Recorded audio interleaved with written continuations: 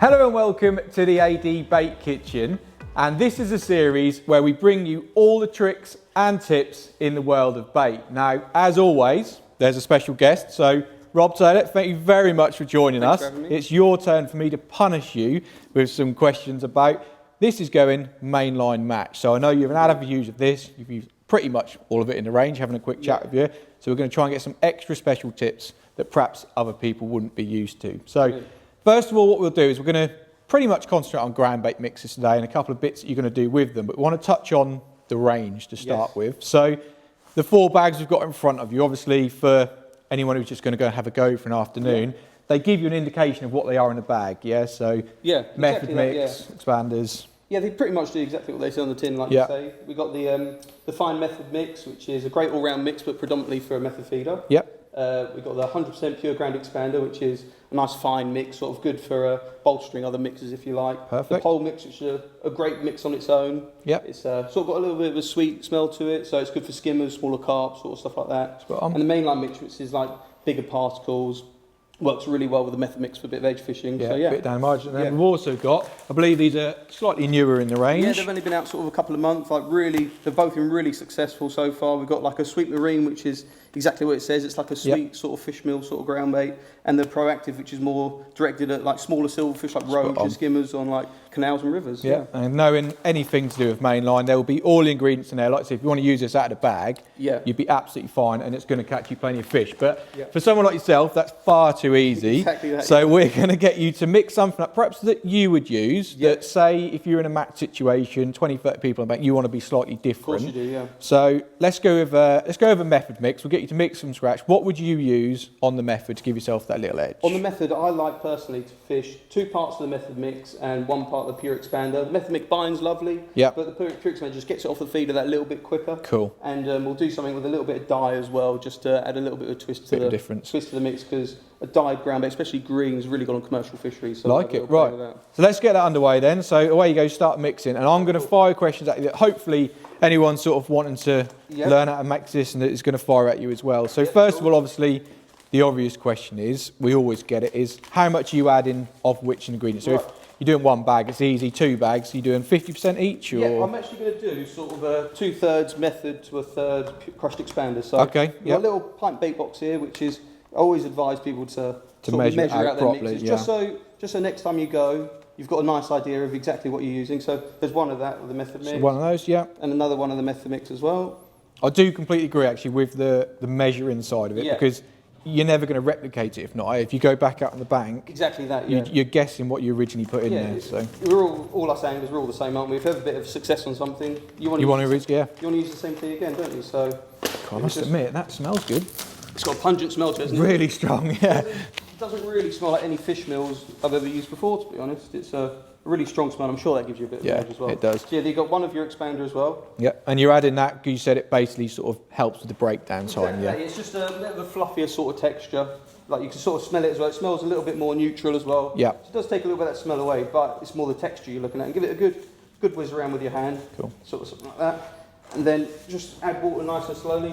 So this is the killer question, isn't it? So everyone sort of wants the miracle answer of how much water do I add to dry mix, and basically there is none, is there? It's just take it slow? Just take it slow, I'd say. There's no rush on the bank. Like usually, as soon as you get to the bank, the best thing to do is get your ground bait sorted as soon as you get on the bank. To sort of mix quite a bit of water like that to begin with.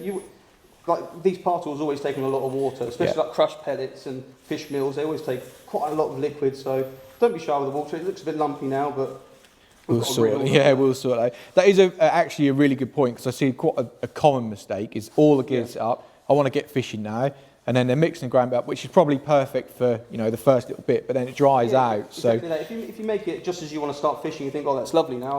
I'll cast it out and it'll be perfect around a method or on your pole line, and then you come to use it half an hour later and it's no good, is it? It's dried out and really good.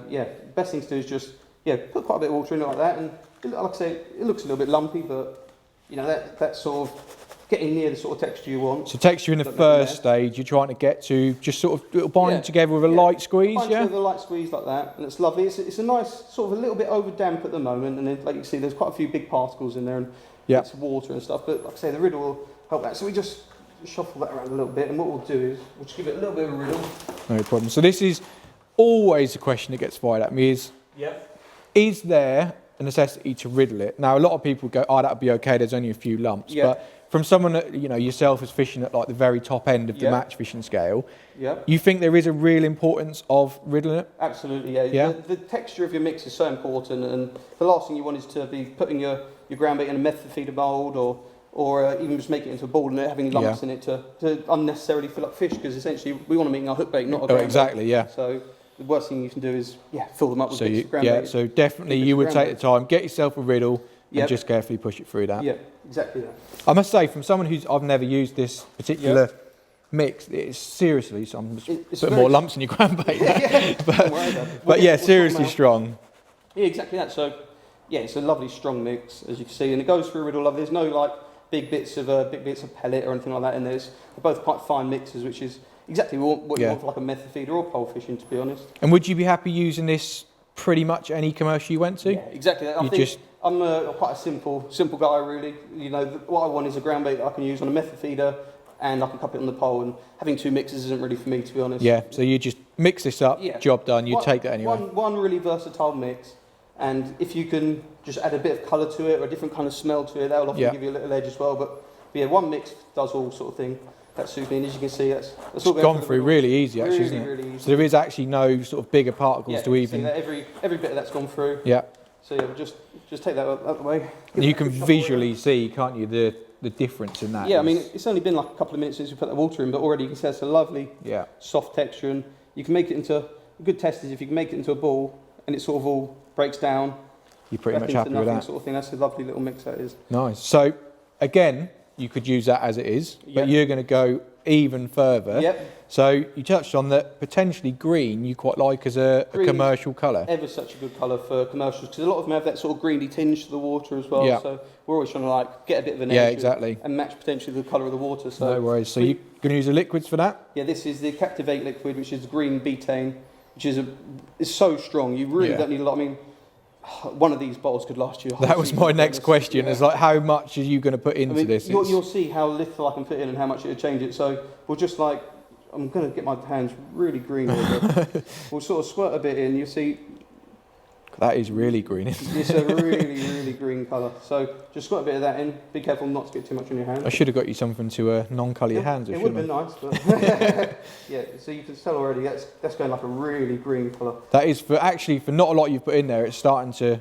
The green tinge is coming through, and I know obviously you don't have to stop at green. You've mentioned green, but in these Captivate flavours, we've got orange chocolate here, we've got yellow Scopex and pineapple. There's quite a few in the range, isn't there? There's so many in the range, and to suit like the yellow's particularly good for like skimmers. Yellow's been famously a really popular colour for skimmers over the years at lots of different venues. Yeah. And the red's very good for coloured water. Generally, the more coloured water is, red's a really standout colour. And so this is something you could play around with, and if you want it even darker, you'd put more in, and you can literally tailor it yourself. There's no hard and fast rules to what you do with the dyes, to be honest. You can colour pellets, ground bait, pretty much anything with it if you want to, and you can tell by that. That's a lovely green colour. Really good. I mean, we could even push it through a riddle again to even it out a little bit more, but you can see how much. Just probably, 15 or 20 drops. Yeah, literally hardly anything you put in there. For actually how much mix there is in there, I mean, that's hardly any liquid at all. It's got a lovely green tinge to it, and I'll be happy using that on any commercial fishery in the country, to be honest. Nice. So then the last thing we're going to do, again, in the Mainline Match range, there's a whole host of different wafters and sort of dumbbell-shaped baits that you would do. So if you were going to fish on a method, what would you originally go for as a hook bait, if you're going to pick one? A good hook bait to start on. I like a white to start with, especially early on in a session. You know, a lot of fish, they haven't been fished for a couple of days generally at the start of a session. So a white standout hook bait on top of like a greeny, browny, like ground baits or pellets, to be honest. A white hook bait's a really good starting point. So one of our like white, white boilie or white dumbbell. You know, you'd be happy putting those on. Yeah, I mean, different colours as well, haven't you? And then chop and change throughout the day and see what happens. I mean, you know, that's the best thing. The beauty of the range, isn't it? Yeah. That is must think any sort of method feeding I do, I always carry loads of different hook baits. So these, you know, there's enough baits in there for a good few sessions, isn't there? And pick what you like, see what your favourites are, and that'll be good. So I'm going to quickly get you to drop that on the method, and then I'm going to pop that in the water just so we can see how it reacts. I'll just go through simply how you load a method as well. A good idea is just, we haven't got a hook length on this method, but we've got like a large method feeder and a large method feeder mould. Just put a little bit in the feeder generally, and you put your hook bait over the top. We're just going to fill it completely, tap down the top so it's nice even texture. and sort of put it in the mould. Now, are you happy to squeeze this as hard as you can? You can literally squeeze a method feeder into the mould physically as hard as you can, and it'll all come out. It's always a good idea, on our method feeders in particular, to squeeze the mould as well at the same time, and push it really hard, and it should just all fall out like that. Nice. Really simple. So simple, isn't it? And you can see the green colour coming off on that method feeder there. It's really nice. Very good. So what we'll do is we'll quickly plop that in there so you can see how it reacts, and pretty much it's going to, hopefully with that extra 2 ingredients, the water's going to attack it, and it won't take very many. You can already see it starting to go. It's starting to go. I mean, the worst thing that can possibly happen on a meth feeder is your bait to come off on the cast. So you do want it to be intact when it gets to the lake bed. Yeah. So as you can see with that would have taken a good impact on the water. I mean, we didn't throw it in very hard, but it would have easily. If it would have taken some impact on the water, it would have and easily actually, got to the bottom. As it's gone in the water, the green has actually become even more vivid, actually. So you've got the visual. Not only are these colorants, these are flavours as well, aren't they? Exactly. Yeah, that green is betaine, but yeah, they've all got their own individual flavours to them. Yeah. So yeah, they all have their purpose, sort of thing. Very, very good. So thank you very much for that. We'll get this tidied up, and then we're going to come back in part 2. Where I think you've got a little bit of a paste secret for us. So we'll get that going now, and we'll be back shortly with the next bit.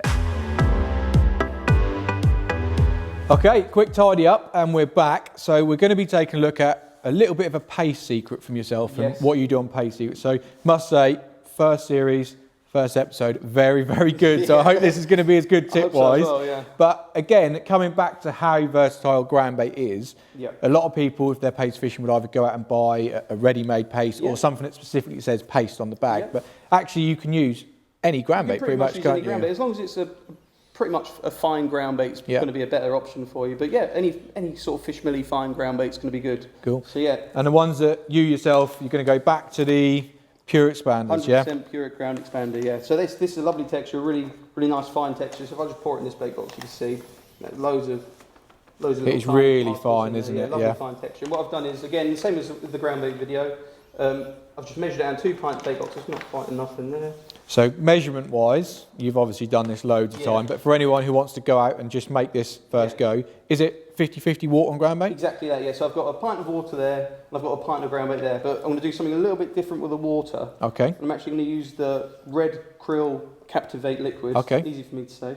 And I'm actually going to put quite a lot of this in the water. So is this going to actually turn your paste red? It's going to turn the paste very red, yeah. Right, okay. Very red. So if I just give that a good dousing in that water like that, I don't really want to touch it, but I'm going to get my hand just to swirl it around a little bit. So you can see there, but it's really red, isn't really it? Red, and again, is red just you found red better? You could use the yellow or you can use any colour you want. Brown's a really good colour for paste as well, but generally you're going to be fishing paste in the summer, and they're going to be on heavily stocked lakes. And red's just a nice colour because when the water gets very coloured, red seems to just catch the fish's eye a little bit easier. Puts a bit of a cloud in the water, and that red just seems to stand out a little bit better. So yeah, red's been a really good colour this year. And again, you're different from perhaps the person next to you, aren't you? Exactly that as well, yeah. And we do it a little bit different to the ground bait. Whereas with ground bait, you're adding water to the ground bait. So you're doing this the other way around. Doing it the other way around. So you're going to put the water in first. Okay. It just gives you a bit more of an even texture paste. So you pour the water. And you're not worried about doing this slowly. You're just going to whack it straight. You're pretty confident in your measurements. It's going to be fine. Quite a few times this year, and a pint of water and a pint of paste. You'll see in a second if I put those both there. Now, is 100%. This is worth mentioning because you can see when you're doing this now, it just looks like soup, doesn't it? It's like sloppy. You think, well, I've ruined that. That's never going to be any good. And it's a case again of it's just so runny, isn't it? Yeah. It looks like it's ruined, but if I can just get my hand there just a little bit longer, it doesn't take long because again, it's top quality bait, that pure ground expander. And it will take a lot in. It takes on a lot of water, so surprisingly, even now you can see it's even sloppy. It's getting a bit more pasty as you go along. Cool. So one question I want to definitely get out of you in paste wise is because I think perhaps more going back in a few years that it was so popular to use the sloppiest paste you could use. Yeah. Is that still what you want to do, or?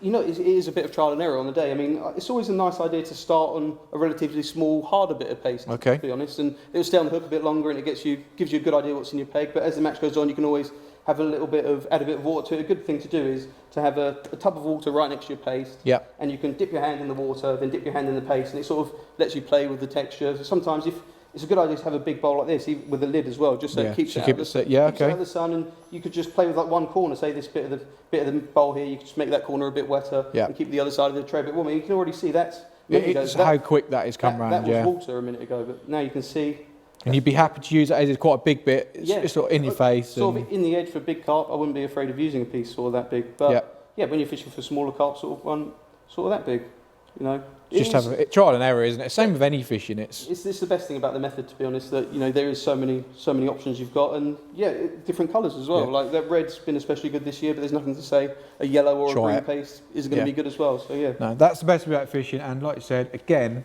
top marks for that is so strong in the smell. You can smell that clear liquid coming through, and the ground bait themselves. So this is something that you can play with. You can use different ground baits, perhaps some of the margin mix. Try it, see what happens with it. Try different colours, different flavours, and I'm sure it'll work for you. Last thing I'm going to question you on a bit about paste is, what are you feeding with this? More ground bait, pellets, or? In the edge, I like to feed a bit of ground bait with it because essentially we're fishing ground bait on the hook, so why not feed ground bait with it? But out in the open water, you don't really want to be feeding ground bait in, say, 5-6 foot of water, so pellets, corn, anything like that. A nice heavy bait that's going to sit on the bottom in some deep water, so yeah. Nice. 4 mil pellets, 4 mil activated pellets with this mix, you'll be catching fish all summer, no doubt. No worries. Well, thank you very much for both explanations. They have been really well put together. And we always like to sign off with a competition from the Bait Kitchen. So what we'll say is, what was the red liquid that went into the paste? What flavour was it? And we will put it together, a little Mainline Match bait package for you. So get commenting what flavour it is, get out there using some of those tips, and hopefully a few extra fish in the net will be far away.